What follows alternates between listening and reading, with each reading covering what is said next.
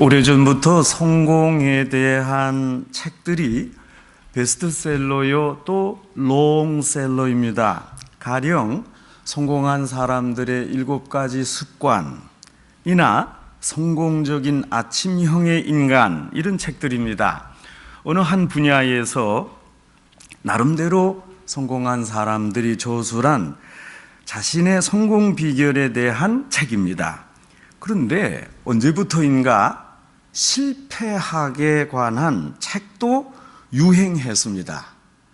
직접 실패했거나 혹은 그 실패를 가까이에서 목격한 사람들이 실패학을 저술합니다. 성공의 이유만으로는 충분하지 못하다고 생각해서 이제는 왜 실패했나 그 원인도 찾아보려고 하는 겁니다. 책을 읽는 김에 성공학과 실패학을 한꺼번에 읽으면 더 좋겠습니다. 성공학에서 말하는 그 요인은 따라하고 실패학에서 강조하는 이유들은 버리면 되지 않겠습니까? 그렇게 하면 세상에서 확실히 성공할 수 있겠습니다. 생각해 보면 성공하는 데에만 이유가 있는 게 아니라 실패한 데 이유가 있습니다. 분명한 이유가 있습니다. 도대체 왜 실패했습니까? 그 원인과 배경을 조목조목 따져볼 때 실패했던 확실한 근거를 찾아낼 수 있습니다. 신앙을 가지는데도 이유가 있지만 신앙을 갖지 않는데도 이유가 있습니다. 신앙이 빠른 속도로 성숙한 경지에 이르는데도 이유가 있지만 오랜 시간이 흘렀어도 신앙이 아직 어린아이 단계에 머물러 있다면 여기에도 분명한 이유가 있습니다.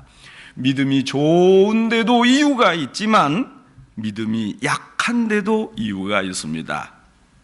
오늘 성경에 아주 유감스럽게도 아브라함과 사레가 실패했던 내용이 나옵니다. 이 부부가 하나님이 주신 약속을 확실히 믿지 못하고 또 좀 진중하게 기다리지 못해서 벌이는 여러 가지 신앙적 실패와 해프닝, 영적인 실수들이 등장합니다.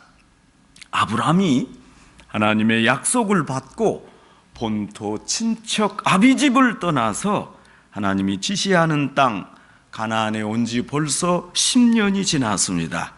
하나님이 아브라함에게 약속하신 복은 크게 3가지였습니다. 땅을 주겠다, 자손을 주겠다, 아브라함을 복의 그루로 만들겠다. 그런데 아브라함의 나이 85세요, 사레 나이 75세가 된 이즈음, 이들에게 가장 시급한 복은 아이를 갖는 것이었습니다. 다른 복은 나중에 주셔도 되겠는데 아이를 생산하는 데는 나이가 있잖아요. 그래서 이 부부는 아이 문제로 고민했고 자손을 주시겠다는 하나님의 약속을 의심하기도 했습니다. 여러분, 당시 이스라엘에서는 아이를 갖지 못하는 것은 수치일 뿐 아니라 하나님의 징계라고 간주했습니다. 물론 잘못된 것입니다. 더욱이 아브라함이 하나님께로부터 자녀에 대한 약속과 축복에 대한 언약이 창세기 12장, 13장, 15장에서 몇 차례 반복되지만 지금까지 아무런 기별이 없습니다. 이것은 신앙적으로 큰 근심거리였습니다.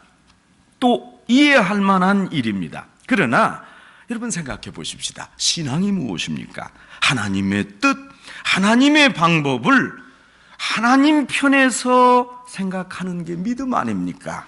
내 편에서 내 생각대로 밀어붙인다면 이건 신앙이 아닙니다. 이런 상황에서 아브라함과 사레가 중대한 실수를 저지르게 됩니다. 아브라함과 사레는 하나님의 방법과 시간을 제대로 이해하지 못하고 기다리지 않았습니다. 하나님으로부터 언약을 받은 지 10년이 지나도 아이를 수태하지 못하자 사레가 오늘 본문 2절에서 이렇게 하나님의 뜻을 단정합니다. 하나님이 나의 생산을 허락지 않으셨으니, 이 말을 히브리어 원문에서 직역하면 하나님이 나의 태를 닫으셨으니, 아니 다시 말하면 이 모든 원인이 하나님입니다. 이건 감사의 표현도 아니요 믿음의 말도 아닌 원망조의 불평입니다. 자신이 하나님을 뒤흔드는 겁니다. 원래 자손에 대해 하나님께서 아브라함에게 땅의 티끌처럼 또 하늘의 별처럼 많은 자손을 주시겠다고 여러 번에 걸쳐서 분명히 약속하셨습니다. 그런데 사례는 왜 그 말을 믿지 못하고 하나님이 내 태를 닫으셨다 이렇게 자기가 단정하는 겁니까? 이런 언어 도단이 어디 있습니까? 하나님께서 주시겠다는 뜻을 왜 자기 임의로 안 주신다더라, 지금 태를 닫았다, 왜 사례가 부정하는 겁니까? 도대체 무슨 근거로 그런 확신을 하는 겁니까? 여기서부터 실패가 시작이 됩니다. 설사 그런 생각이 들었다면 사례는 하나님 앞에 가서 이 문제를 놓고 진지하게 물으며 기도해야 했습니다. 하나님의 뜻과 방법이 무엇인가 하나님 알려주십시오. 기다려야 했습니다. 하나님이 허락하시지 않으신 게 아니라 사실 하나님의 방법이 사람의 생각과 다르기 때문입니다. 사례는 이런 깊은 신앙적 지혜가 없었습니다. 사례가 이렇게 속단하고 이제 자기 마음대로 행동했습니다. 사례의 여종이던 하갈을 아브라함의 첩으로 맞았습니다. 여러분, 전해 내려오는 당시 기록에 의하면 자녀가 없는 경우 부인은 자신의 여종을 남편에게 주고 자녀를 생산하는 게 일반적인 풍습이었습니다. 그래서 사례가 그 풍습을 좇아 자기의 여종 애굽 사람 하갈을 아브라함과 동침하도록 직접 자기가 주선했습니다. 그런데 이때 사례가 무슨 말을 했습니까? 2절 말씀입니다. 내가 혹 하갈로 인해 자녀를 얻을까 하노라. 혹 얻을까 하노라. 여기에도 믿음이 없었습니다. 그도 그럴 것이 하나님의 뜻을 떠나서 이제 자기 마음대로 행하니까 이러면 혹 얻을까 한다, 확신이 없었습니다. 여러분, 그럴 수도 있고 그러지 않을 수도 있다. 하갈을 통해 아들을 못 얻을 수 있다. 여러분, 이런 태도는 투기요 도박입니다. 신앙에는 혹 이런 것이 있을 수 없습니다. 여러분, 로또 하십니까? 그것은 신앙이 아닙니다. 혹하는 마음은 절대로 신앙이 아닙니다. 여러분, 신앙은 굳건한 확신입니다. 신앙은 가정도 아니요 추측도 아닙니다. 신앙은 분명한 믿음입니다. 분명한 믿음에는 반드시 이루어진다는 확신과 담대한 마음, 또 영적인 기쁨이 동반됩니다. 이게 믿음입니다. 그러기에 여러분, 믿음은 신비입니다. 내 안에 하나님이 계셔서 하나님의 생각이 나를 지배하고 이에 대한 확신의 고백을 할 때 혹시나 그런 마음은 있을 수 없습니다. 성도 여러분, 믿음으로 어떤 일을 하려고 하면 마음속에 분명한 확신이 생기고 이에 대한 구체적인 결과가 이어질 때 일을 시작해야 합니다. 영적으로 기쁨이 충만하고 하나님이 나를 지배한다 분명하게 느낄 때 일을 시작해야 합니다. 이것이 믿는 사람의 바른 태도입니다. 여러분, 믿음의 임신, 그런 말을 아십니까? 날이 갈수록 임산부의 배가 불러오듯이 내가 믿었는데 그 확실한 증거와 구체적인 모습이 점점점 늘어나게 됩니다. 이것이 신앙의 분명한 증거 아니겠습니까? 그러기에 우리 믿는 사람들은 확신을 가지고 일해야 합니다. 믿음으로 어떤 일을 시작하려 할 때 혹 그런 생각이 드시면 접으시기 바랍니다. 이것은 확신도 아니요 믿음도 아닙니다. 그럴까 안 그럴까 왔다 갔다 하는 마음으로 불확실하여 마음의 동요가 일어날 때 여러분, 일을 중단하셔야 됩니다. 그것은 확신이 없기 때문에 그렇습니다. 혹 그럴 수가 있을까? 미심쩍어서 마음의 갈등이 생길 때 여러분 진행을 접으시면 어떻겠습니까? 사례는 지금 자기가 하면서도 혹 하는 마음이 있었습니다. 무지하고 신앙심이 부족했던 사례는 하나님 앞에서 하나님께서 약속하신 바를 인간적으로 성취하려다가 이렇게 혹하는 실수를 저질렀습니다. 참으로 안타깝습니다. 사례는 또 하나님의 의도를 오해했습니다.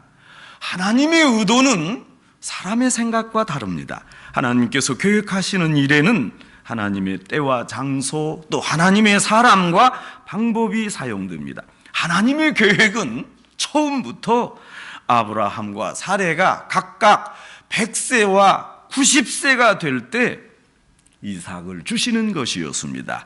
이것이 하나님의 시간과 하나님의 방법이었습니다. 물론 하나님의 방법은 성숙한 사람만 깨달을 수 있습니다. 영적으로 미숙했던 사례는 지금 하나님의 모든 것을 오해했습니다. 그래서 인간적인 방법으로 하갈을 내세웠고 그 아들 이스마엘을 통해서 아브라함의 자손을 이어가려고 했습니다. 사례가 하나님을 오해하고 하나님 방법을 무시하고 이렇게 아주 경솔하게 경고망동하게 자신의 의도대로 앞장서서 일을 진행시켰습니다. 여러분, 이런 가운데 더욱 답답한 일은 한 가정의 영적 가장이던 아브라함의 태도였습니다. 사례의 이런 불신앙의 언사와 불순종 행동을 감행하는 것을 보고도 아브라함은 가만히 있었습니다. 가만히 있는 정도가 아니라 사례 말을 듣고 하나님의 의도를 무시하고 사례의 뜻대로 따라 했습니다. 영적으로 아무런 권위가 없는 가장, 아주 답답한 아브라함이었습니다. 생명나무를 따먹자고 권유하던 하와 말을 듣고 그에 응했던 아담과 뭐가 다릅니까? 남자가 이런 겁니까? 하나님의 명령을 따르고 집행하는데 극히 소극적이고 수동적인 가장이었습니다. 이것은 책임 회피입니다. 하갈이 아이를 잉태하자 지금 사레와 하갈 사이에 갈등이 빚어졌습니다. 사레가 만든 일입니다. 사레가 이 지경까지 이르게 된 게 하나님 탓이라고 생각했습니다. 사레가 못됐습니다. 자기가 일을 다 꾸며놓고 이제 와서는 하나님이 주관하셨다고 믿었습니다. 이건 한마디로 책임 전가요, 아주 못된 태도입니다. 자신은 아무 책임이 없습니다. 사례는 당신과 나 사이에 여호와께서 판단하시기를 원하노라, 이렇게 남편에게 말했습니다. 지금 끝까지 하나님의 이름을 들먹이며 자기가 옳은 것을 하나님이 판단해 주실 것이라고 말합니다. 얼마나 어처구니가 없습니까? 행동은 자기 멋대로 해놓고 이 결과를 하나님이 책임져 주세요 하는 겁니다. 그런데 가만히 보면 여러분, 이 모든 것 다 우리의 모습 아닙니까? 사레와 하갈이 갈등을 빚자 오늘 아브라함은 6절에서 이렇게 말합니다. 그 여종은 당신 수중에 있으니 당신의 눈에 좋은 대로 행하라. 당신 마음대로 행하라.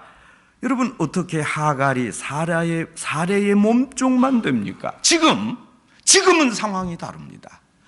하갈이 이미 아브라함의 아기를 임신했습니다. 그렇다면 아브라함에게도 책임이 있습니다.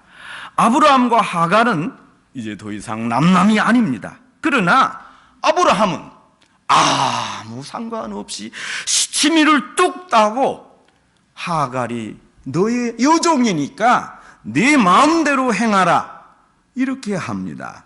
이런 무책임한 말이 어디 있습니까?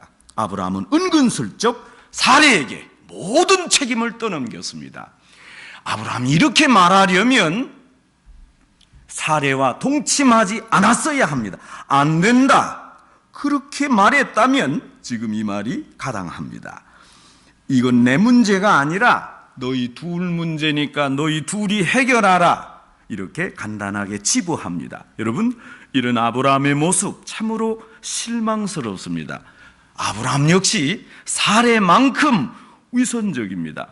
저는 이 본문을 읽을 때마다 아주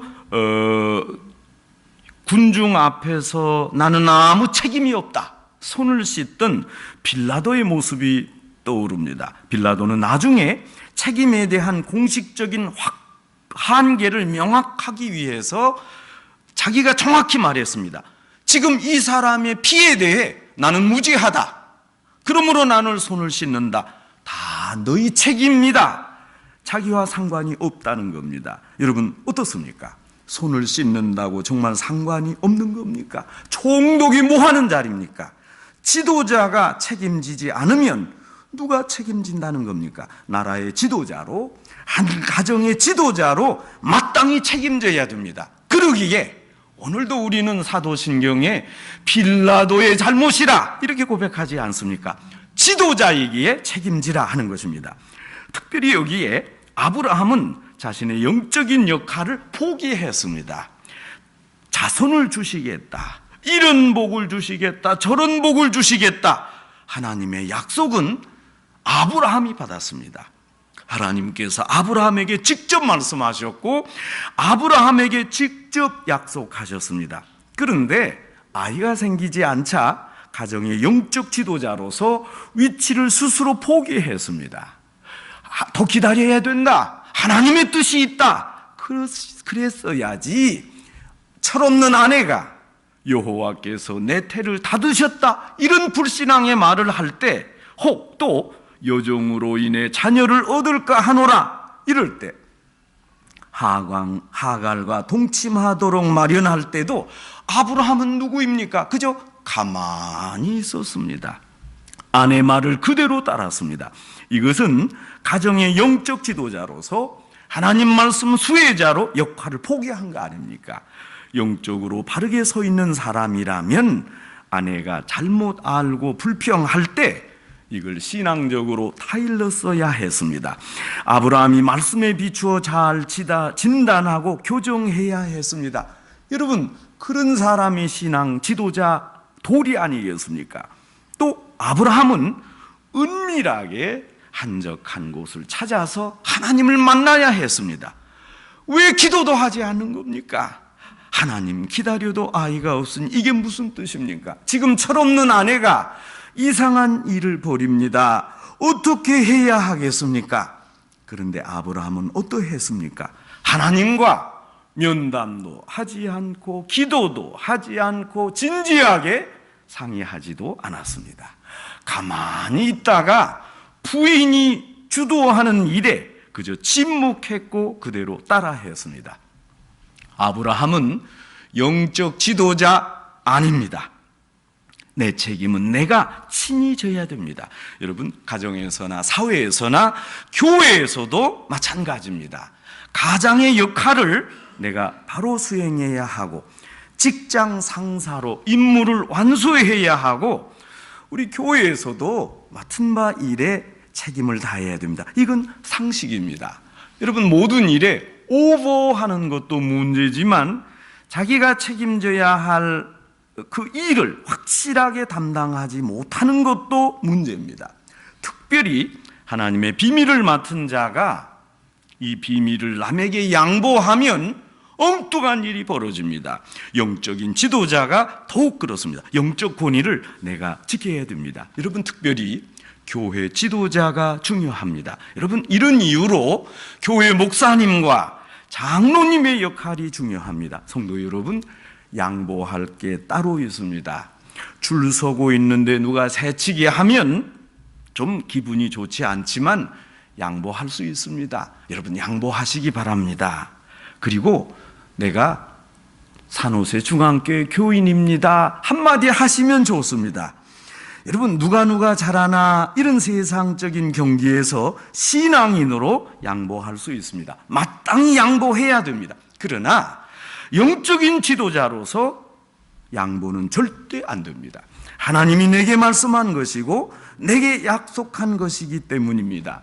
팥죽 한 그릇에 장자권을 야곱에게 팔았던 에서, 그러기에 에서는 합당한 영적인 지도자가 아니었습니다.